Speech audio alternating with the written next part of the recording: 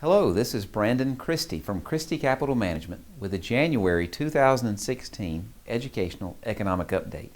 In this video, we'll talk about some of the economic headlines that influenced markets last month and give you some insight into what they might mean for you as investors. Please stay tuned at the end for a required disclosure statement.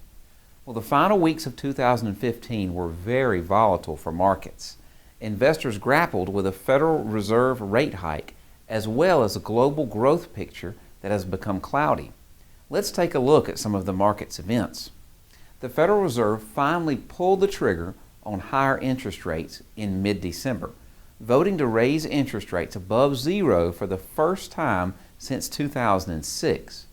As expected, the Fed raised rates just a fraction of a percent. The increase in rates is a vote of confidence in the economy, and Fed policymakers have stressed that they intend to move carefully in the future. Higher rates will have a ripple effect across the economy and translate into higher mortgages and auto rates. How will that affect the economy next year? Well, it's too soon to know, but keep in mind that housing activity and consumer spending patterns were boosted more by a strong labor market than by lower interest rates. We hope that strength in hiring and consumer spending will continue to drive the economy forward. We also got our final look at third quarter economic growth last month and learned that the economy grew 2.0%, a smidgen lower than the 2.1% growth reported in the second estimate. As predicted, global headwinds dragged on the economy. On the positive side, the growth that we experienced was largely driven by American consumption.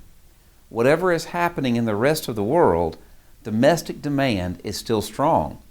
We hope that a stronger labor market, rising income, and higher consumer optimism translated into solid economic growth in the fourth quarter.